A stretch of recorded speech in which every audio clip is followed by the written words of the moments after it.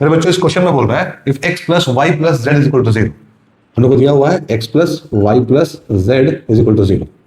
तो हम लोग को वैल्यू बताना है, देखो इसका कितना है बच्चों, y minus z minus x का whole cube upon 2 plus z minus x minus y का whole cube upon 2 plus x minus y minus z का होल क्यूब अपॉन 2।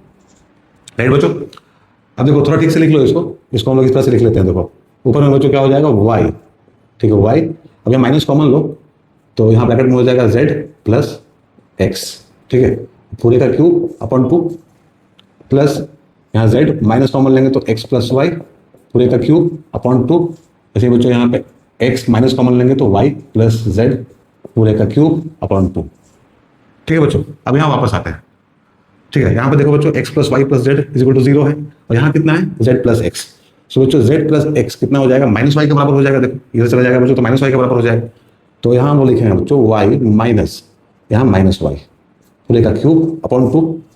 वैसे ही बच्चों यहाँ लिखेंगे हम लोग z माइनस, अब देखो x प्लस वाई है, यहाँ x प्लस वाई है तो बच्चों z इसका वैल्यू किसके बराबर होगा, माइनस जेड के बराबर होगा। तो यहाँ लिख लो माइनस जेड पूरे का क्यूब अपॉन 2 प्लस, अब यहाँ देखो x माइनस यहाँ क्या है y प्लस जेड है बच्चों, क्या है y प्लस जेड, तो इसका वैल्यू हो जाएगा बच्चों माइनस एक्स के बराबर। तो यहाँ लिख लो x माइनस माइनस एक्स पूरे का क्यूब अपॉन 2।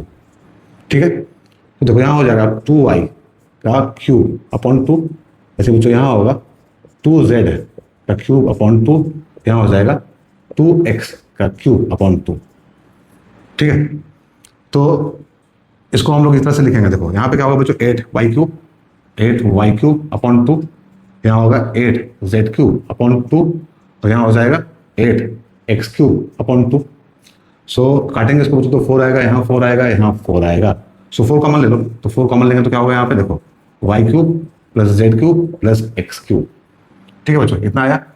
अब x cube plus y cube plus z cube, ठीक है बच्चों, क्या हो जाएगा अगर x plus y plus z 0 के बराबर होगा तो ये हो जाएगा बच्चों 3xyz। सो 4 इंटू 3xyz हम लोग पढ़ चुके हैं बच्चों प्रॉपर्टी। ठीक है, if x plus y plus z is equal to 0, so x cube plus y cube plus z cube किसके बराबर होता है, 3xyz के बराबर होता है। बच्चों इसको हम लोग प्रूव भी कर चुके हैं। ठीक है, अगर सेशन बच्चों नहीं देखा है तो जाकर जरूर देख लेना। सो यहाँ क्या हो जाएगा, यहाँ हो जाएगा 12xyz। This is the answer. उम्मीद है आप लोगों को समझ में आ गया होगा बच्चों। ऐसा है तो लाइक एंड शेयर कर देना। Thank you very much.